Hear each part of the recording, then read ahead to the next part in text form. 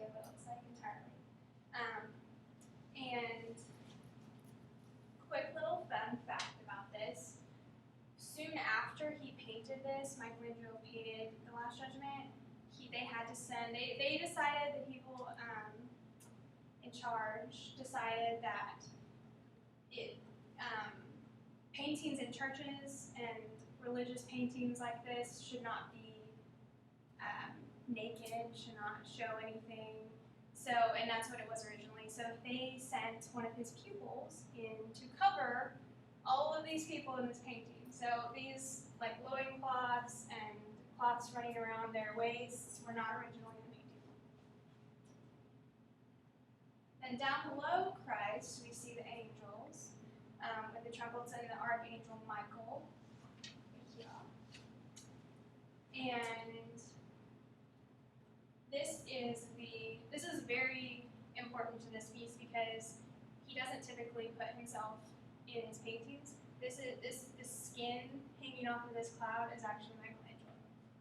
I know that's weird. We're not entirely sure why he did that, but then we have John the Baptist in the middle.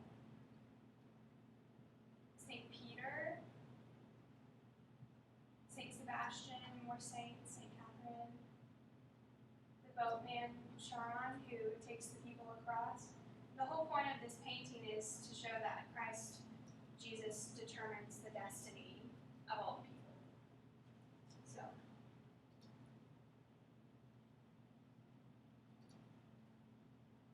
we talked about what a fresco was. Okay, so how did he do? We talked about how he laid on his back and he painted for years and years like that, which I said caused him a lot of problems later in life with arthritis and when he painted his back and all that kind of stuff. And this is actually a picture from a ride in Epcot in Disney World because the first time I thought about this, I thought about that ride because I think it shows a really good picture of him, and it's basically him just laying down painting. And it's not a real picture, obviously, but I thought it was a good representation so that you can kind of get an idea of what it looks like. Okay, so now it's your turn. I want everybody to come lay on the floor. Actually, grab your paper. I want you to grab 3 pieces of tape. And then I want you to find a table and take your piece of paper to the bottom of the table.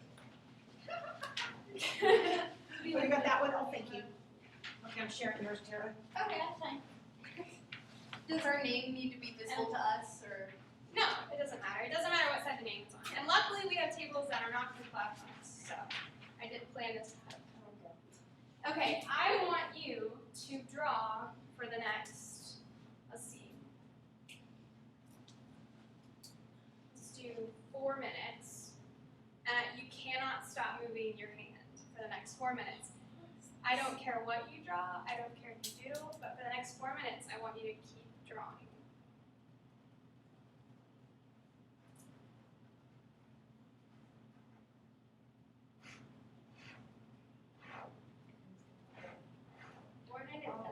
Oh yeah, my pen just died. There's a pencil by my stick there. Oh, I stopped. I shouldn't have stopped. Keep going. Okay. This is weird because it's a weird arm's length. Uh-huh. I guess this is what it was like for him though.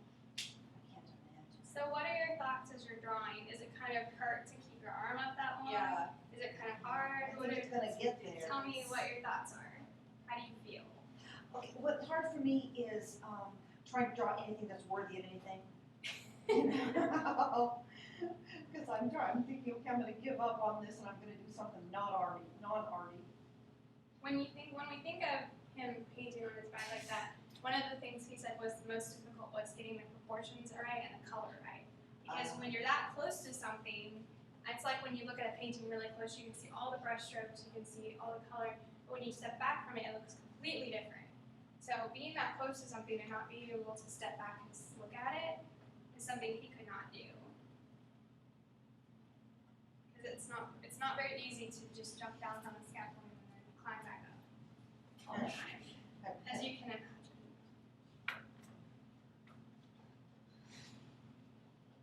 One more minute. drawing anything anymore. Keep moving your hand. No, I mean I'm moving my hand, but it's not turning out to be anything. I hope that's okay. Even if it's just lines on the page.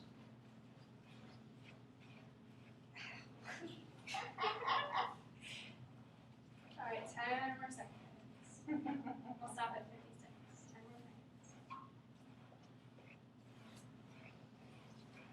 Oh, you guys is really good. Alright, stop. You can put your hand down.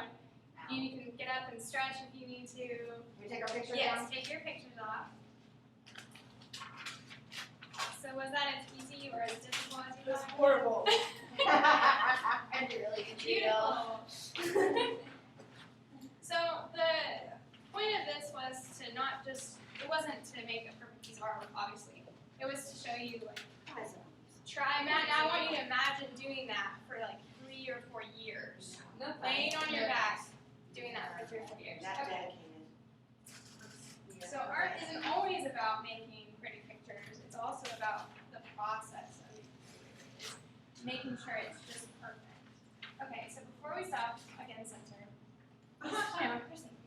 So another thing that I wanted to add, there are a couple other really famous, obviously all of Michelangelo's work is famous, one of the greatest artists of all time, but 2 more really famous works of his are his sculptures, and the first one is David.